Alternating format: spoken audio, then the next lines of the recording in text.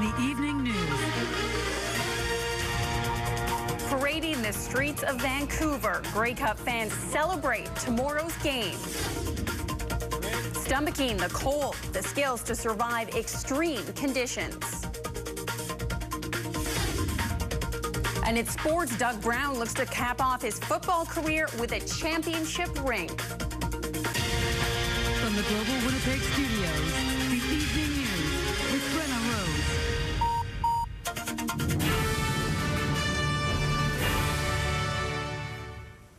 Good evening, and thanks for tuning in this Grey Cup weekend. The biggest football game in the country is taking place in Vancouver tomorrow. Fans from across Canada have descended on the West Coast for the 99th Grey Cup. And that's where we find Global's Lorraine Nickel this evening. Now, Lorraine, less than ideal weather isn't putting a damper on the festivities. That's right, Brenna. It's been raining here all day, and it's a cold, wet feeling. And for Winnipeggers, we might be used to the cold, but it's the rain that we're not used to. But this morning, the Grey Cup parade kicked off no problem, and it went ahead, rain or shine. They line the streets for an annual tradition, the Grey Cup Parade. Some came with umbrellas. It's about what we'd expect. At least it's not snow. Others wearing ponchos or rain gear. Gotta have the boots. Some came unprepared. I love it. I love the rain. But the cold and the pouring rain didn't dampen their spirits. I love it. I love the, rain or shine. They always show some good spirit. The annual Grey Cup Parade did not disappoint. It had over 40 floats. The Blue Bomber cheerleaders and fans may have been soaked walking in the rain, but showed their pride. The BC Lions fans had most of the crowd on their side. With over 14 marching bands, many wearing plastic bags to keep dry, cheerleaders from across the CFL, the highlight for these wet fans were the celebrities.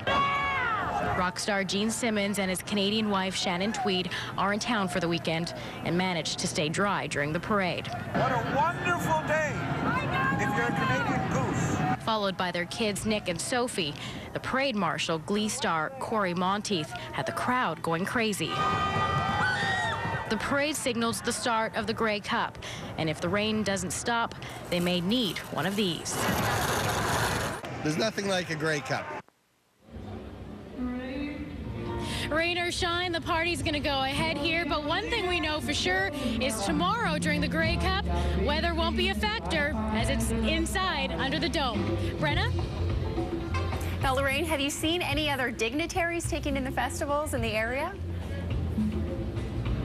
Yeah, actually, I ran into Manitoba's Premier Greg Selinger yesterday. He's going to be at the game, and tonight the Prime Minister, Stephen Harper, he's hosting a Grey Cup dinner for dignitaries and players. So they're taking in the festivities just like all the fans, and they'll be at the game tomorrow. Brenna. Thanks, Lorraine. Make sure to stay dry out there. That's Global's Lorraine Nickel reporting for us tonight live from Vancouver. Now, if you're not making the trek to Vancouver for the Cup but want to see the action up close, come down to the courtyard at 201 Portage. They'll be broadcasting the Grey Cup game on the jumbo screen, just steps away from Portage in Maine. Stay tuned following the evening news for additional Bombers coverage on Focus Manitoba. Starting at 6:30, a look back at the team and a look ahead to a new era and brand new stadium.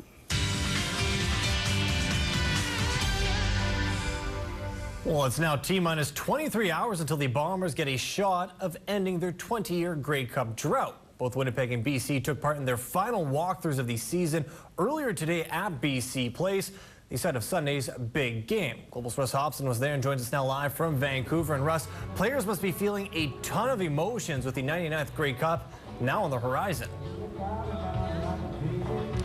Well, Mitch, the planning and the practicing is now all complete, and the only thing left is to play the game itself. The contest will be decided by the line of scrimmage, and whoever wins the battle in the trenches will probably be hoisting the Grey Cup. It's as important tomorrow as good as it was all season for us to establish that line of scrimmage. When you establish line of scrimmage, we don't give up sacks. When you give your quarterback time to throw the ball, you win games. Last week, Edmonton, Ricky Ray was under pressure all day, and they couldn't, do what they wanted to do. So, we got to contain them, and they got to do the same thing to our defensive line. It's going to be a battle out there, I tell you. Such a build-up to this game.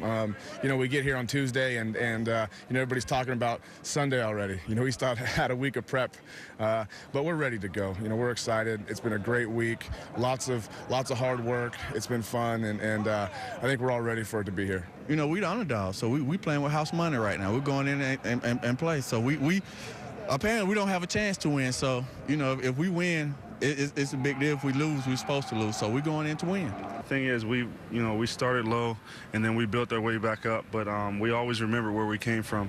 We've always been humbled. So we're not taking anything for granted. We know that we're a hot team, and we can continue to put in the work to stay where we're at. As we all know, this will be the final game for Doug Brown and what will surely be a Hall of Fame career. Brown originally came to the Bombers in a trade with the Calgary Stampeders way back in 2001. Canadians are gold, Americans are silver. Dave Ritchie knew what he had way back in 2001.